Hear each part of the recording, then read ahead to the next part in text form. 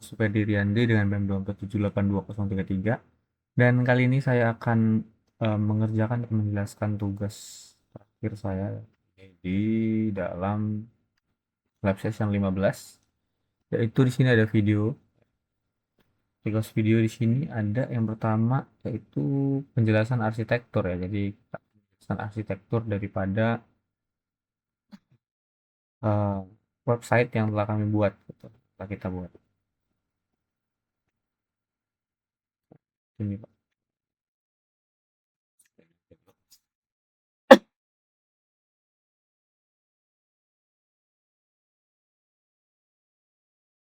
Seperti ini.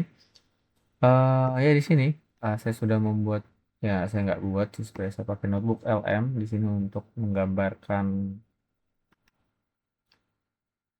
alur ya, alur pengembangan daripada yang telah kita lakukan selama, oh wow, kita exit aja, alur pengembangan dari lab-lab yang telah kita buat gitu, dari lab 1 sampai dengan lab 15. Sebenarnya apa saja yang sudah kita lewati dan bagaimana sih arsitekturnya itu terbangun ya. Yang pertama kita kan sebenarnya kalau dalam perintahnya di dalam, wait, lag, dalam deskripsinya dosen kita telah memberikan deskripsi untuk smart city isu reporting. Jadi kita memang akan membangun sebuah web yang dirancang dengan membantu warga melaporkan berbagai permasalahan di lingkungan kota, seperti rusaknya jalan, lampu jalan mati, sampah menumpuk, banjir, atau fasilitas umum yang bermasalah gitu, agar kita dapat menindaklanjuti bisa ditindaklanjuti oleh pihak pengelola. Nah, di sini kita membangun sebuah proyek yang bebas, temanya apa? Dan kebetulan saya di sini membangunnya dengan tema bagian belakangnya.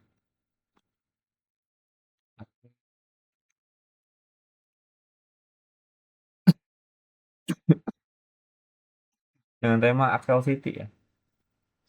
Jadi Axel ini adalah sebuah kota yang terdapat di dalam dunia animasi ya. Ini adalah kota yang ada di dalam dunia animasi yang berjudul Konosubarashii no Sekai ya. Artinya Konosuba. Ini ada salah satu kota. Ini kota awal di mana para adventure atau petualang itu datang untuk menghampiri, memulai perjalanan dia. Mulai perjalanan dia itu dari kota ini biasanya. Karena ini memang untuk tugas-tugas dan juga segala macamnya yang ada di dalam sana itu masih level basic seperti itu.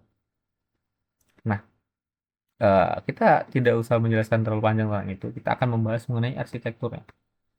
Dari sini arsitekturnya itu, di minggu pertama kita itu sebenarnya suruh membangun untuk fondasi ORM ya, sehingga pengujian itu terautomatisasi. Di sini kita membangun pilar backend ya, yaitu ada model PY, terus ada Postgre. Jadi Postgre kita menggunakan database atau data untuk mengelola database kita itu menggunakan Postgre. Kenapa Postgre? Karena Postgre ini lebih sering digunakan oleh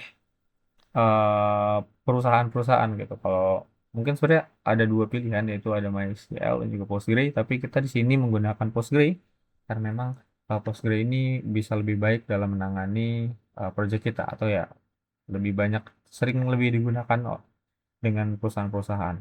Ada Django ORM itu untuk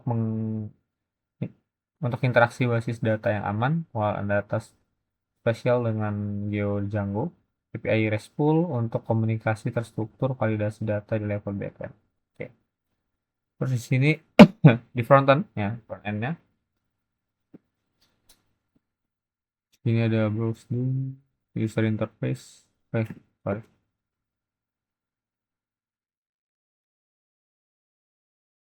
Ya, mungkin ini skip saja. Di sini ada arsitekturnya, yaitu kita manajemen basis datanya, pemodelan ORM itu kita menggunakan Django.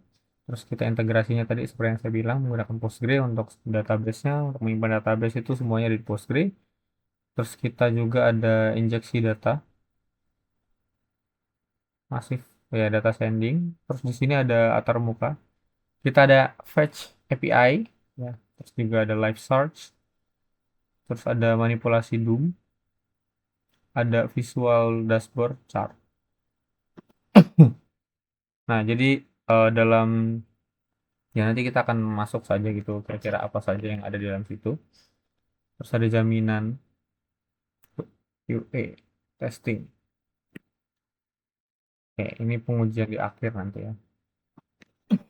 Jadi di sini kita juga telah menghubungkan Django dan Postgre itu dari settings.py ke Django RM terus menggunakan Postgre-nya. Coba kita seperti gini aja.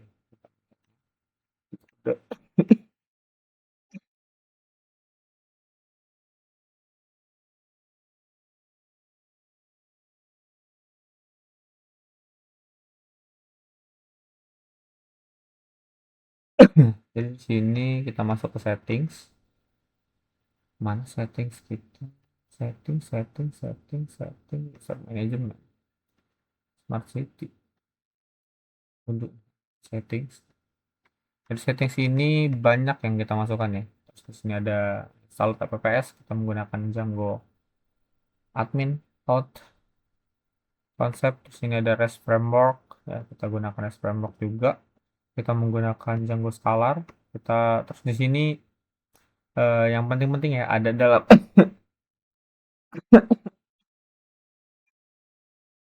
ada main, terus ada about, contact, dashboard sama user management. Jadi kalau kita buka di sini di home ini ada home kita, ya ini terus juga ada reports. Nah, ini karena admin jadi kita bisa buka semua. Nah di report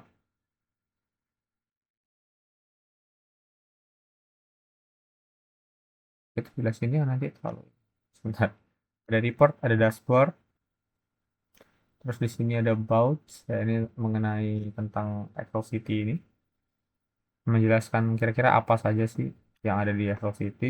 Di sini ada kontak, nah kontaknya dengan email. Terus ini kita bisa logout dan ini statusnya sebagai apa? Ya, sebagai admin. Kita lanjut lagi. Hmm. Nah, data sending di sini ya. Kita akan menjelaskan data sending. Di data sending pertama itu kita masukkan dulu ke dalam periportannya sebagai warga. Ini citizen, sortnya juga citizen satu. Jadi kita bisa membuat laporan di sini. Lalu setelah kita buat laporan, maka eh, kita bisa menyimpannya dan dia akan terkirim ke dalam. Oh ini sebagai menghasilkan record konseptual. Jadi kita mau membuat sebuah data.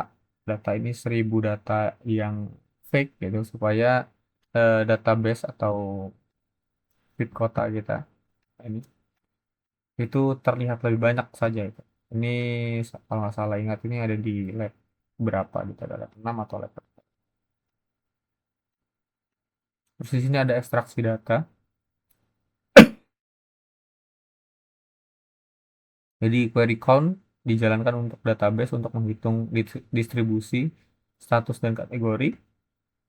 Terus di sini JSON serializer ini data Python dikonversi menjadi format standar.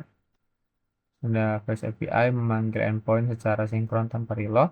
Library mengubah visualisasi grafis bar chart ke elemen dashboard ya. Jadi uh, backend terus ke front end. Jadi memang setelah datanya itu daftarkan ya laporannya itu masuk ke dalam front end ke back end maka nanti dia akan masuk ke front end ya kita dia akan masuk ke front end terus kita akan di config diubah menjadi dashboard monitoring smart city.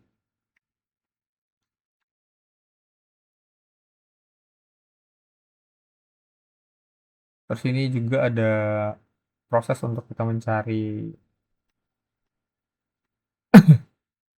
mencari reportnya. Kita bisa ketika judulnya mungkin contoh kita mau em, masalah lubang ini mungkin kita cari set masalah lubang. Nah, masalah lubang ada banyak. Nah, konteksnya ini dia menggunakan interaktif tanpa reload Ajax dan Fetch-nya. Jadi kita menggunakan Ajax dan Fetch API. Jadi kalau kita pakai yang tradisional, dia itu akan menggunakan user type search ya. Jadi dia akan melakukan search, terus di sini servernya akan memproses ya. Nah, di sini kekurangannya adalah beban pada server. Jadi pada server ini kita punya beban yang tinggi, UI-nya juga kadang-kadang bisa terputus, bandwidth-nya itu terbuang untuk merender ulang elemen statis. Nah, kalau kita gunakan Ajax, gitu, kita menggunakan Ajax, maka user type-nya itu cepat. Background JSON request-nya juga lebih bagus ya. Interaksinya instan, pembaruan DOM spesifik, memunculkan pop bootstrap modal untuk detail laporan tanpa berpindah ke URL. Sini ini live search juga ya. Live search ini membangun jaringan pengamanan.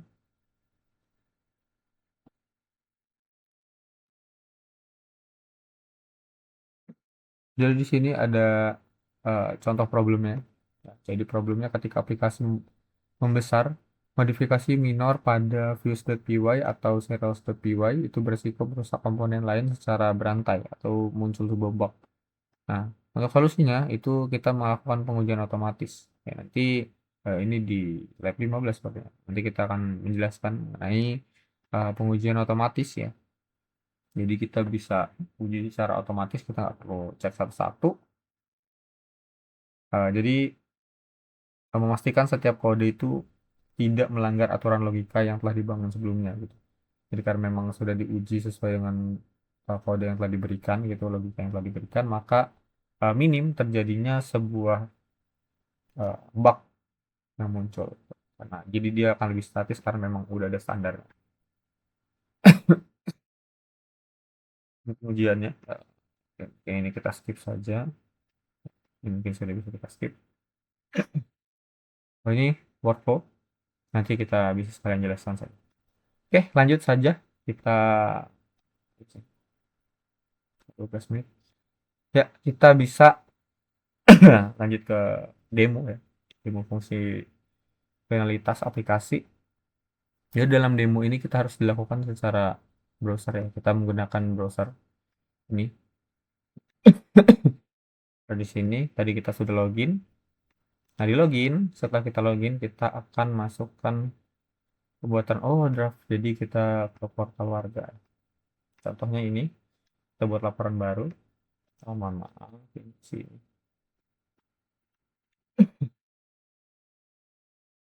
Oh, sini. Nah, ini sesinya bisa habis ya.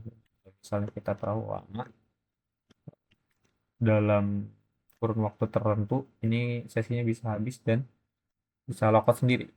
Nah, memang ini supaya menjaga keamanan daripada penggunanya. Nah, ini contoh kita buat laporan, misalnya ada goblin masuk. Ini contoh keamanan. Di sini ada lokasi. Lokasinya ada di eh, blok blok saja. C, deskripsi. Ada goblin masuk resmi sebelum mencelakai orang lain. Simpan sebagai draft. Nah, jadi fungsi simpan sebagai draft ini adalah untuk supaya kita bisa mengedit kembali. Kalau misalnya kita ada sesuatu yang salah di sini, misalnya oh ini salah nih, saya mau edit dulu. Nah, kita bisa edit. Misalnya masuk kita simpan sebagai draft lagi, simpan. Nah, masuknya pakai S gitu. Nah, kalau kita cek di ini status sebagai admin, kalau kita cek di reportnya, dia tidak akan masuk ya. Jadi memang dia tidak akan masuk karena ini masih tersimpan sebagai draft. Jadi si admin tidak bisa melihatnya dan eh, admin juga tidak bisa mengotak-atik dari situ. Kalau kita edit juga, oh sorry, kita ke portal dulu. Kalau misalnya kita sudah menurut kita oh sudah sesuai ini, maka kita bisa edit lalu kita ajukan. Nah, simpan. Statusnya reported. Maka kalau kita cek di report list, kita refresh.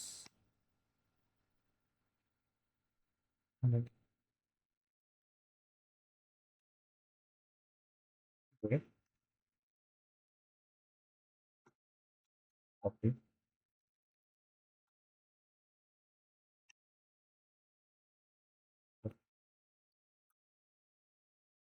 Kita login ulang ya.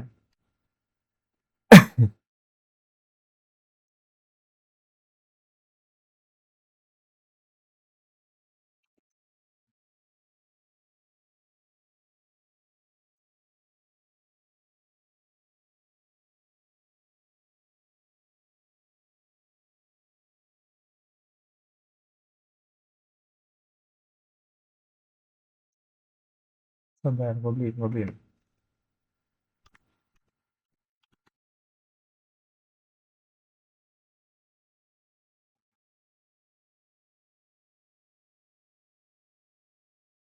Sebentar, tidak masuk nih. Quarter 3.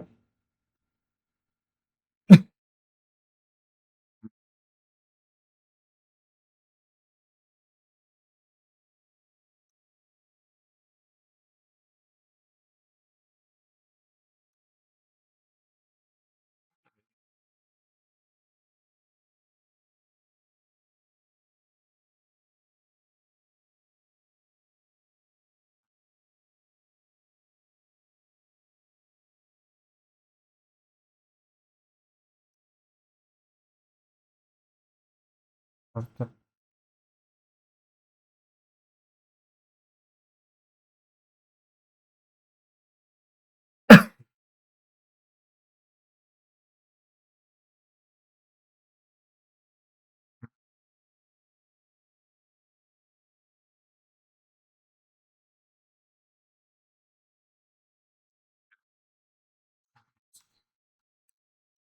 Coba kita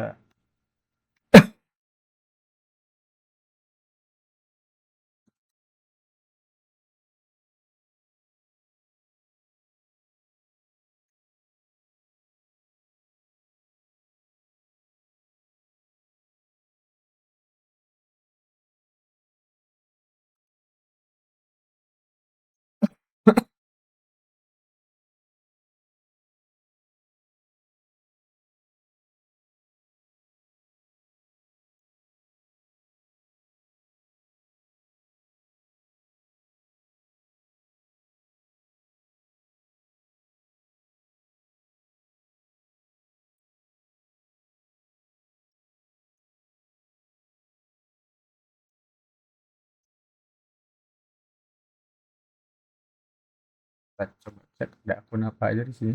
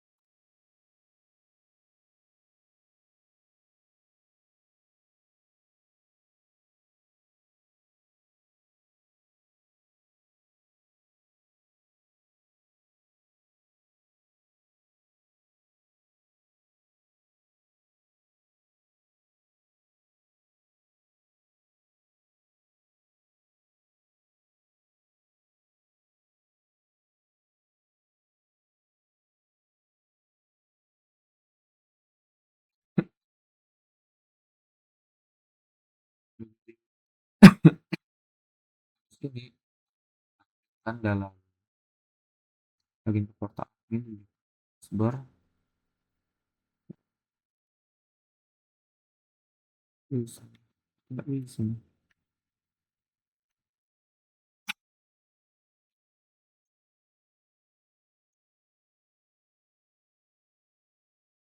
di sini kita mau coba untuk delete ya.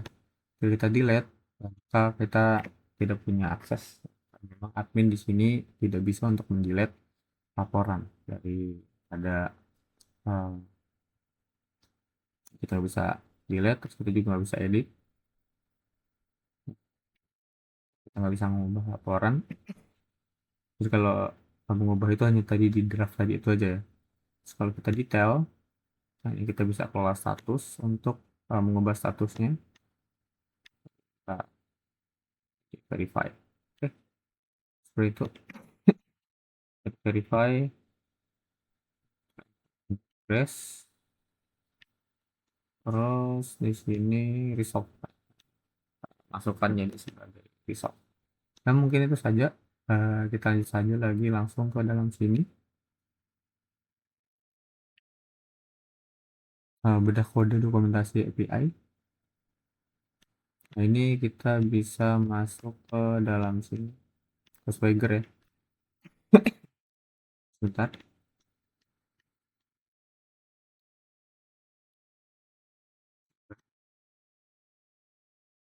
Oke, doc Swagger.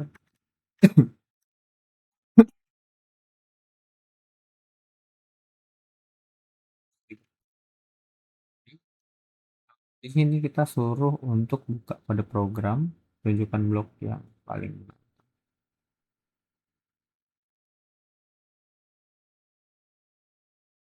Oh, tunjukkan blok kode yang paling menantang. Ya sebenarnya kalau blok kode yang paling menantang sih sebenarnya untuk mengatur ini ya. Kita suka mengotak-atik di main-nya. Mana main, main, main, main, main, main, main. Kita main.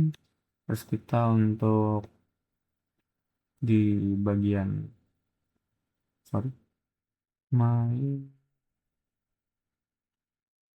main, main, main, main. Mulai dari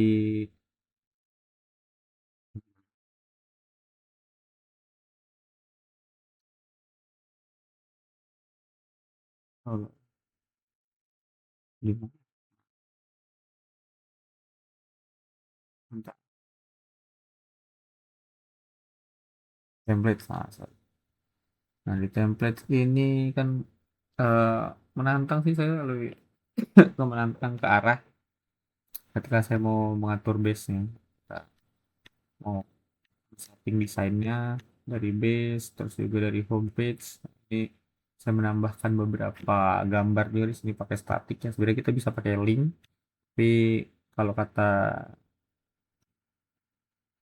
GPT itu katanya kita pakai statik aja biar lebih minimalisir error gitu. Karena kalau kita pakai link kan bisa aja linknya rusak atau seperti apa. Jadi kalau kita static ya dari awal static seperti ini, jadi kita mengakses gambar yang ada di dalam folder kita. Terus ini saya mau membuat sebuah loading ya.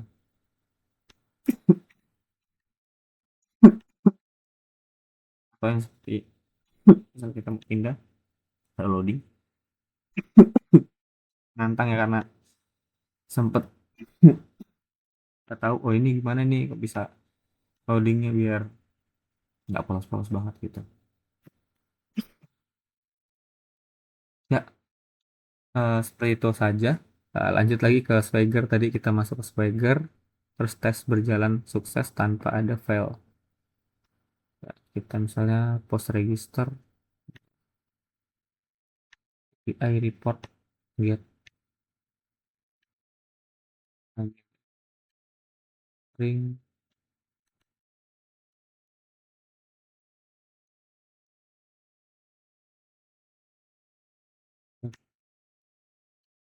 ya, ada di sini ya. Oke, selanjutnya sudah Swagger, baru kita akan coba untuk running automated testing.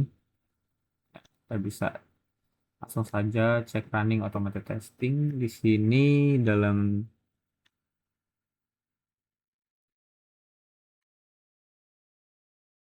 running automated testing kita bisa gunakan sorry.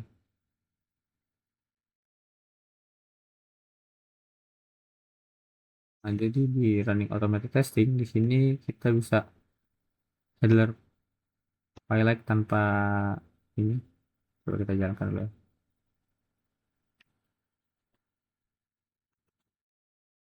Ini yang jalan tanpa dia headed, jadi tanpa muncul-muncul.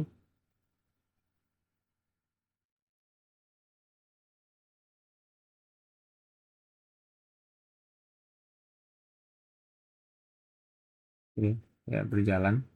Nah, kalau yang ini nanti dia yang akan muncul antar mukanya. Jadi dia kasih tahu gitu, ini dia kemana aja gitu. Nah, di sini yang kita cek sebenarnya dalam sini ada sesi Anda telah habis belum login. Kita akan langsung kembali ini dialog. Terus di sini juga ada membersihkan. Terus ada token expire. Di sini ada kategori chart yang berhasil. Terus live search-nya juga berfungsi. Nah, ini seperti yang sudah kita cek tadi ya. Ini kalau kita mau coba di yang muncul di antar mukanya. Nanti dia akan muncul antar muka. Nah, ini tuh. Oke, login.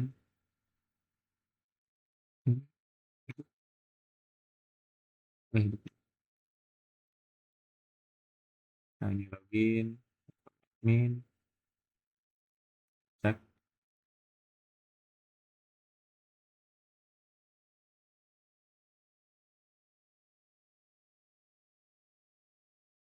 Nah, sudah.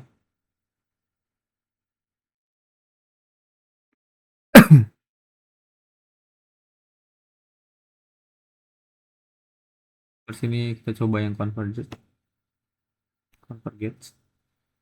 Jadi kita mengetes 45 tes di sini. Nah, tesnya apa aja? Ya, kita bisa kalian cek aja tesnya.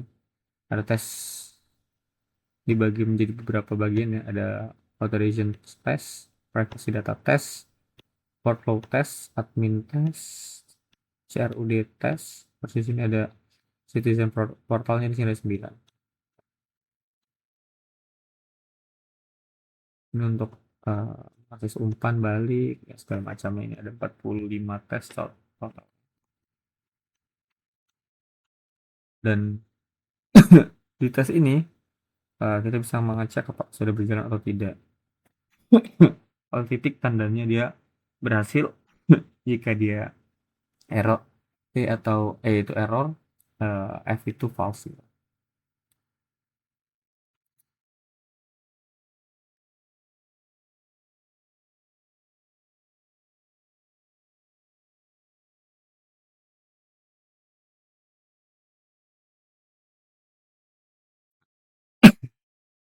Nah,